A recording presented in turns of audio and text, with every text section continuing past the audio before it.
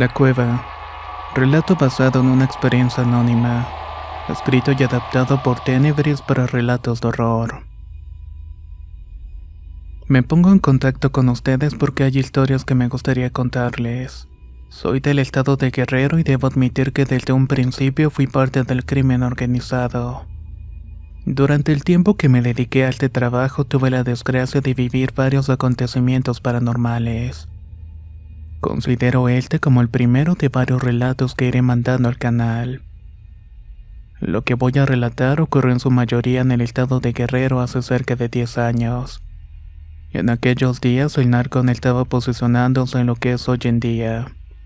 Para entonces yo contaba con 32 años y siempre tuve la necesidad de tener dinero para poder ayudar a mi familia. Sobre todo porque siempre me sentí por debajo de la mayoría de la gente. Mis primas y mis primos en su mayoría ya contaban con su carrera y económicamente estaban muy estables. Eso muy a diferencia de mí. Mi padre era albañil y nunca nos pudo ofrecer una vida mejor. Siempre estábamos al día y no recuerdo ninguna vez en donde me haya dado la oportunidad de disfrutar lujos que tenían el resto de mis parientes. Ellos siempre nos vieron por debajo del hombro y nunca nos tomaron en cuenta. Ni siquiera en reuniones familiares como Navidad o Año Nuevo. Así pasé mi infancia y adolescencia alimentando en mis adentros rencores a la mayor parte de mi familia del lado de mi madre. Mi papá siempre se esforzó por darnos lo mejor que pudo hasta el día en que cayó enfermo. Mi hermana y yo nos dedicamos al 100% a sus cuidados. En el aspecto económico debo decir que casi todo el dinero se iba en él. Esto ocurrió en el año de 1999. Casi toda la década del 2000 la pasamos endeudados. Debo agregar que no teníamos el apoyo económico ni moral de parte de nuestros familiares. Salvo alguno que otro vecino que se apiadaba de nosotros nos tendía la mano para no caer en la miseria.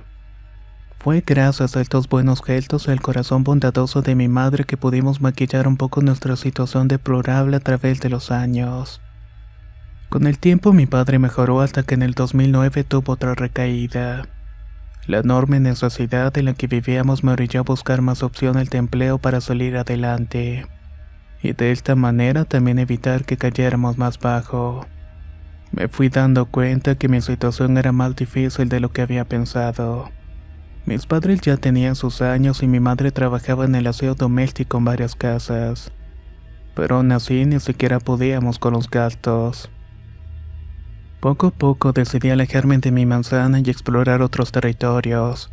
De esta forma conocí a un amigo al que por razones de seguridad llamaré Jaime. Él era un tipo de 23 años en aquel entonces. Todos lo ubicaban por ser uno de los narcomenudistas de la colonia. Era muy bueno su trabajo y lo buscaba mucho para comprarle. Los sábados y domingos por la tarde se juntaban en un terreno baldío que colindaba por donde yo vivía. De ese lugar entraban y salían gente que iban para comprar su vicio. Me fue inevitable no acercarme a Jaime para saber un poco acerca del negocio. Con el tiempo fui conociendo más y más gente al punto de que al ver la demanda me ofrecí para ayudarles con la venta. En un principio lo vi fácil pues solamente se trataba de comprar y vender. Era muy joven e ingenuo para darme cuenta del monstruo tan grande que había detrás. Ellos me usaban únicamente para vender pequeñas cantidades, cosa que iría cambiando con el tiempo. Jaime fue quien me enseñó todas las mañas del oficio. Con él aprendí a torturar y a clavar el cuchillo en el cuerpo para que la víctima falleciera lo más rápido posible. O por el contrario, donde apuntar para que todo fuera más lento. Todo esto era por órdenes de arriba de personas que habían quedado mal con pagos o por algún tipo de venganza. Sé que para algunos esto puede llegar a sonar muy fuerte, pero esa es la verdad que se vive dentro de este mundo en México. Recuerdo que junto a mí estaban 3 chavos que terminaron bajo nuestras propias manos, ya que los muchachos empezaron a resistir para cumplir labores. Y en ese negocio se trata de tu vida o la de los patrones. Los primeros años de todo esto me resultaban crueles ya que incluso llegamos a privar la vida a mujeres y niños. Todo esto a petición de venganzas contra carteles rivales. Sin embargo, con el paso del tiempo uno se vuelve más insensible a este tipo de situaciones. Poco a poco me metí la idea de que el dinero que me ganaba en ese trabajo era para ayudar a los problemas de mi familia. A todo esto, ninguno de mis familiares sabía a qué me dedicaba. Yo me las ingenié para llevar esta vida por debajo del agua para no levantar sospechas. Antes del año ya me había comprado un Jetta 2005 que para ese entonces era un modelo reciente.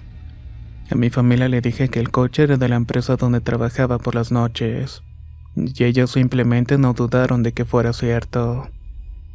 Con el paso del tiempo, mentir se me hizo normal y esa normalidad me llevó a mis actos delictivos. Participé en extorsiones, levantones como se dice, llegué al punto de no sentir ningún tipo de compasión por la gente que lastimé. En mi mente solo estaba la idea y la ambición de que el dinero era lo más importante. Tanta fue mi crueldad que llegué a secuestrar a una de mis tías. Sabía muy bien que era una de las de mejor posición económica en la familia. Ella era una persona de muy mal carácter y fue una de las que más nos dio la espalda en nuestros momentos de necesidad. Sin embargo, nunca tuve la intención de terminar con su vida. Le sacamos una buena cantidad de dinero y se nos dio la orden de dejarla en libertad. Sé que no debo decirles a la clase de situación que fue sometida, pero claro que yo no tuve participación en ese asunto. Para entonces yo ya estaba metido hasta el cuello en la organización y la única forma de salir allí era muerto. La verdad es que en esos días yo no tenía intención de irme.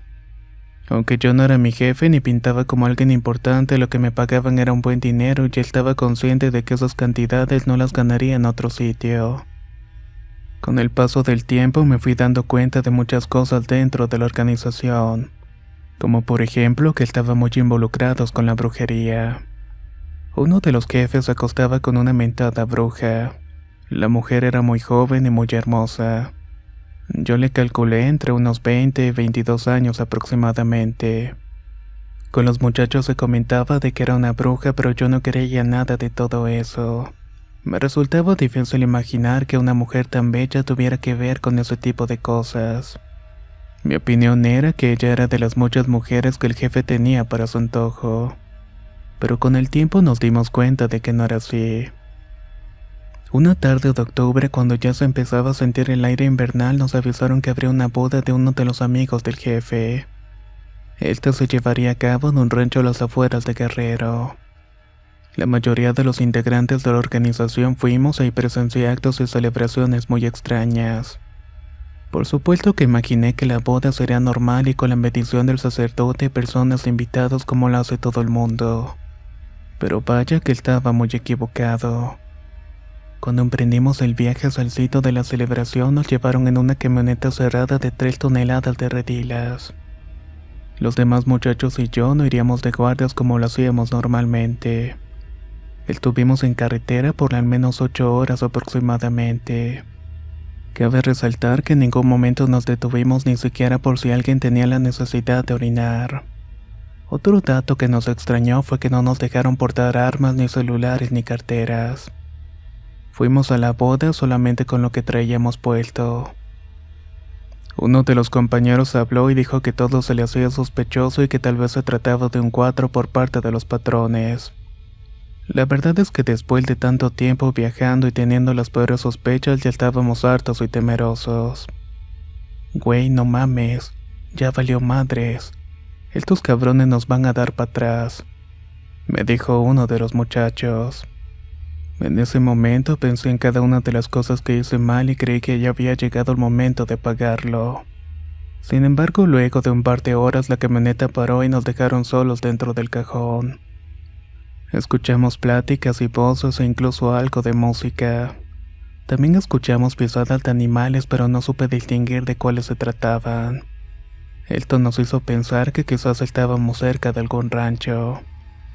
Lo único que cruzó en mi mente fue la idea que ya me iban a dar el tiro de gracia y que me dejarían tirado en medio de la nada, tal como yo lo había hecho con muchas personas que incluso eran de mi propio bando. Desde la camioneta escuchamos pasos que se dirigían hacia nosotros. Abrieron la puerta y para nuestro alivio vimos a uno de los choferes con los que trabajábamos y que no venía manejando.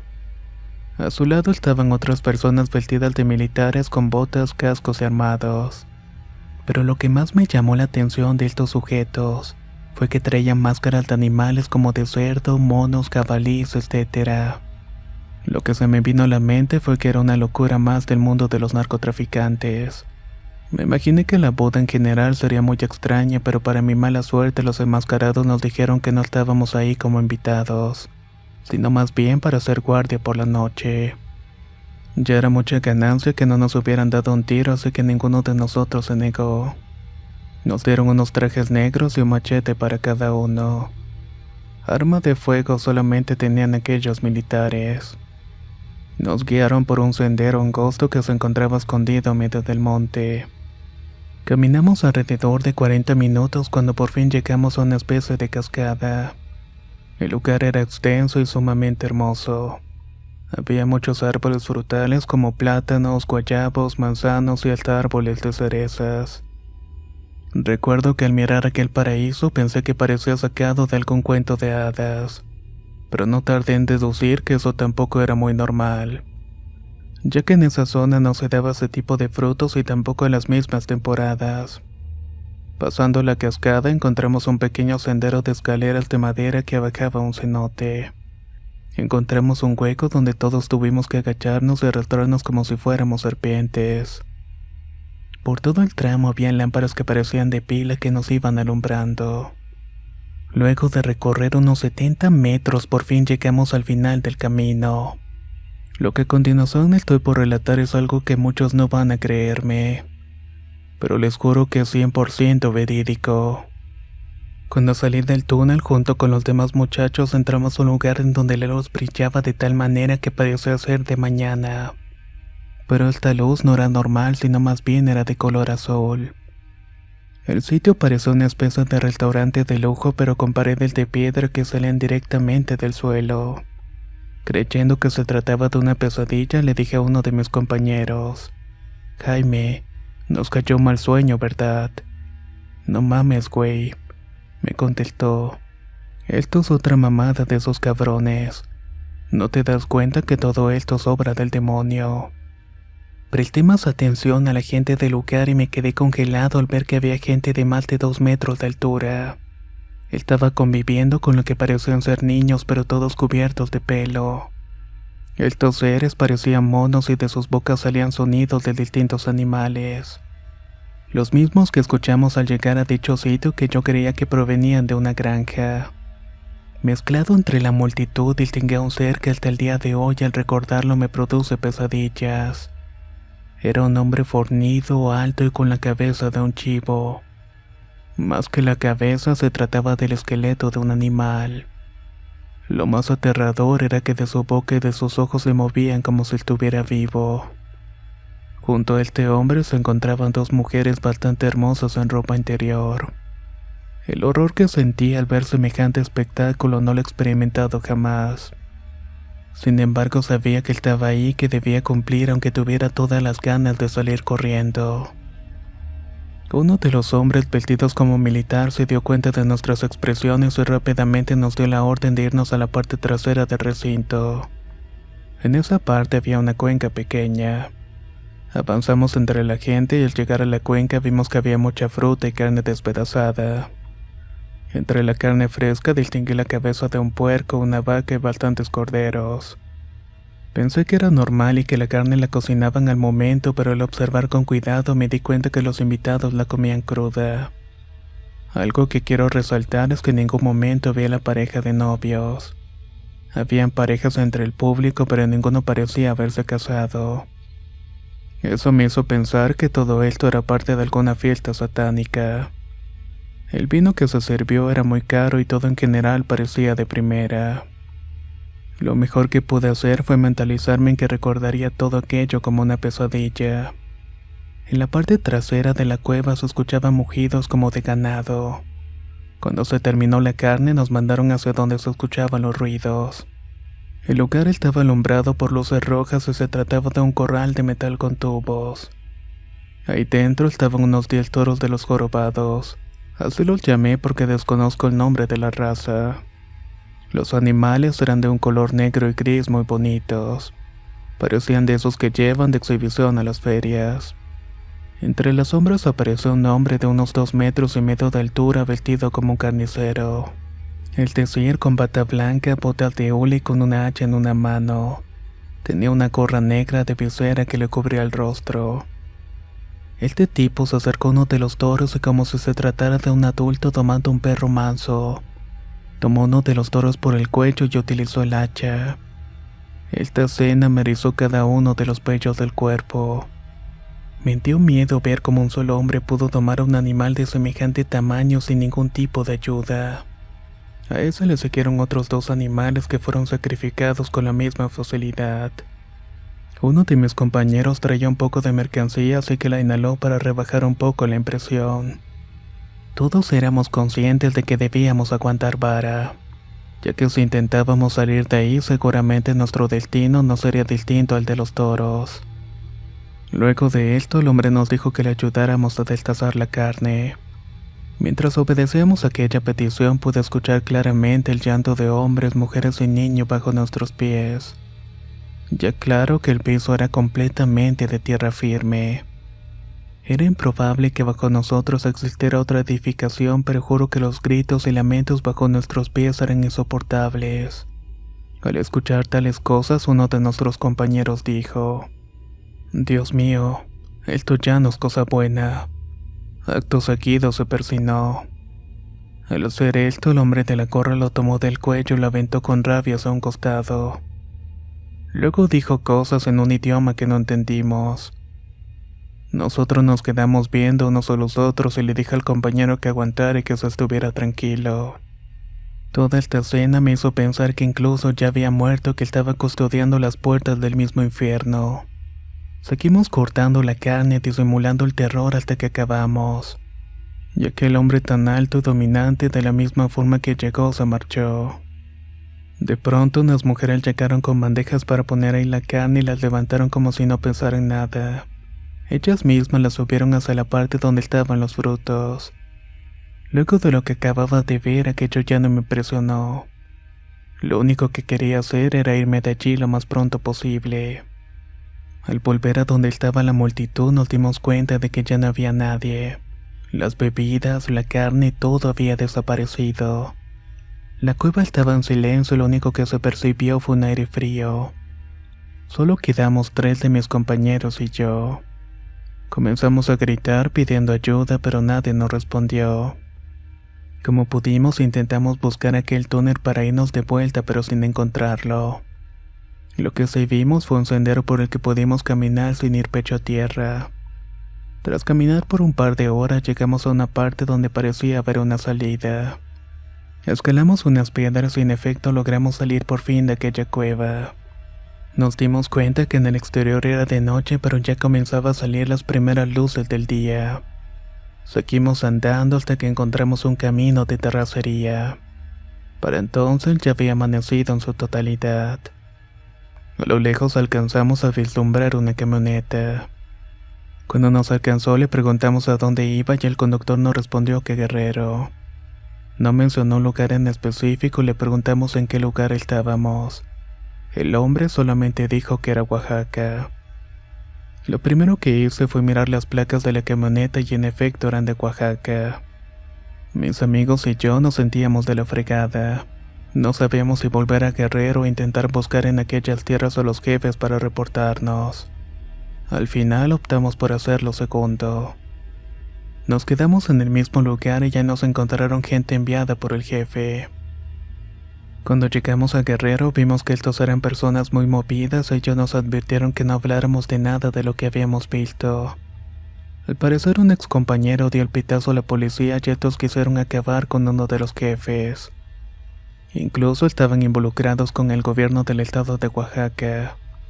Gente muy apegada a los presidentes municipales que cooperaban y protegían a la gente de los cárteles delictivos, quienes en conjunto con personas apegadas al satanismo trabajaban unos con los otros.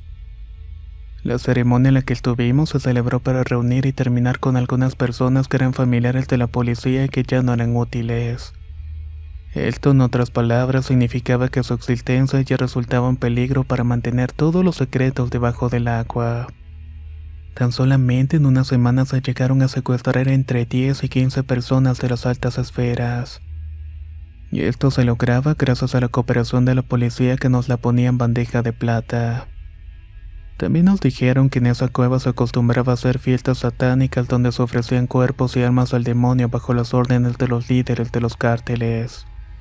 Todo esto también en complicidad con los políticos.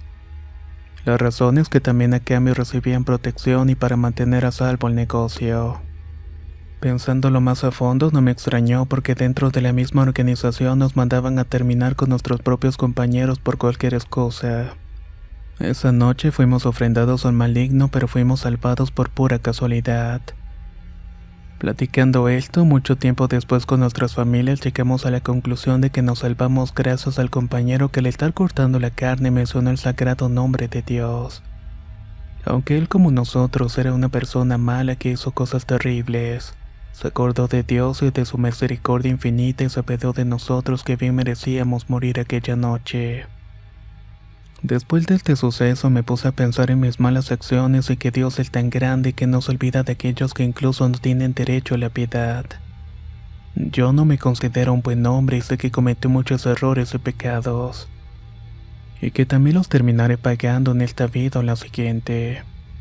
Y también será cuando mire frente a frente a la verdadera justicia. Muchas gracias por escuchar mi experiencia.